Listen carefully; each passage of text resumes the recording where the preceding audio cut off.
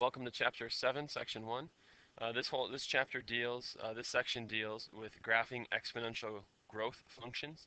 So we're going to be doing a lot of stuff on the calculator, but you do need to know how to set up the basic part of it first.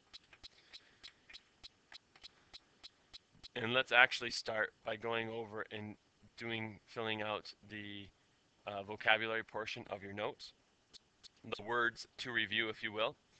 Remember, on your tests and on this, you have to give an example of the vocabulary word.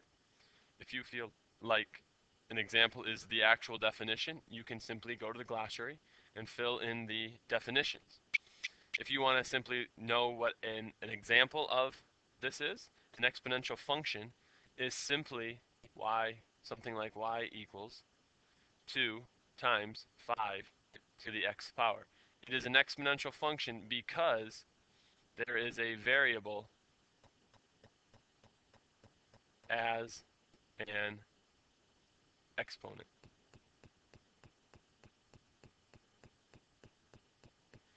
Exponential growth function. Exponential growth function is an exponential, but it's special.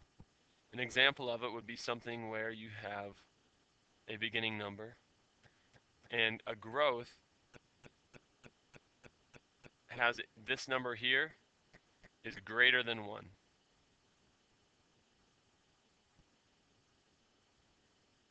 It's greater than 1. Anything that is greater than 1 is an exponential growth function. The growth factor is the thing in the parentheses.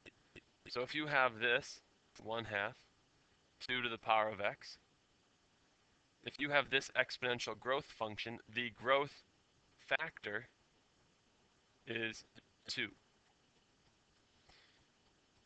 A lot of times they also look at it as taking a rate and adding 1 to it. An asymptote. An asymptote is a line on graph that is a boundary.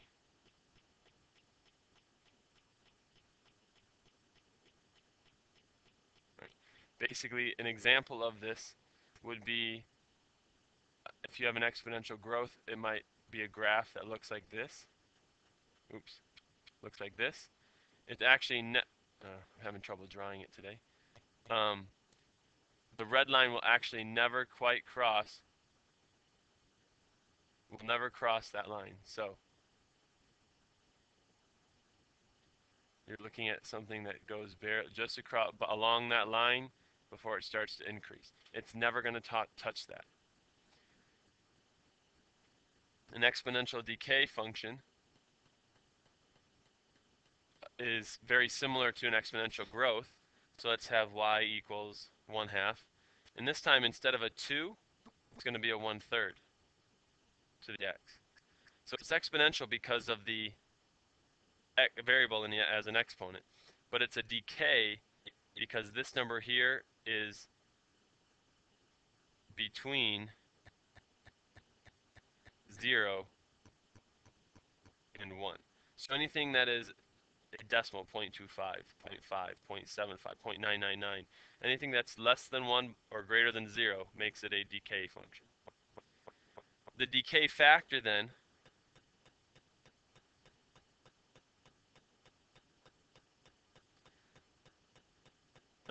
for this is 1/3.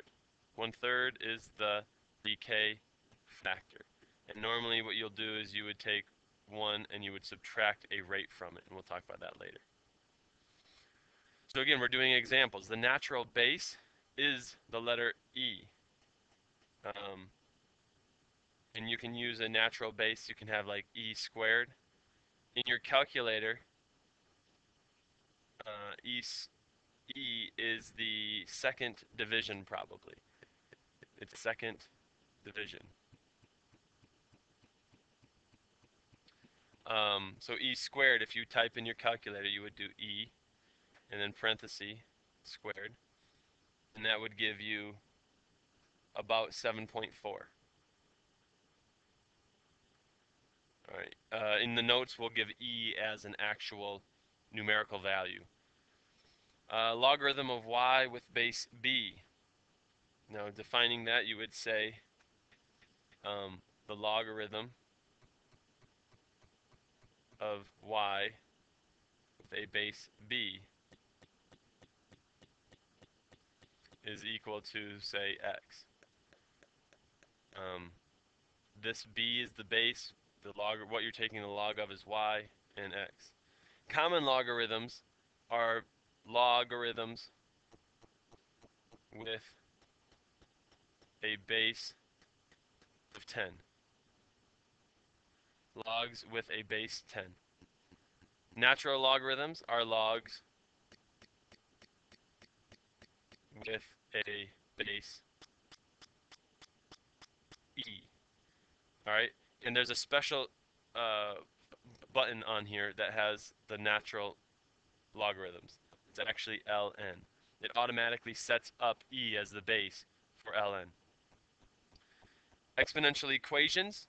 Exponential equations, just like before, like exponential functions, have a variable as the exponent. This is an example of it. A variable as an exponent.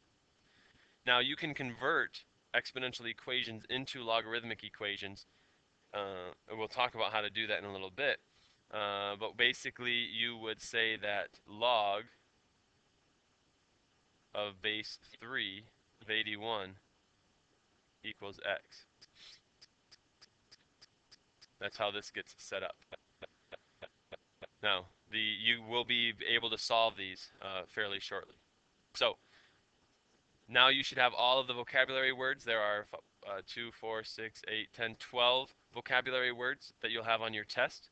It can be examples of them. It can be definitions of them. You can write exactly what I wrote here on your test, and you should be good to go.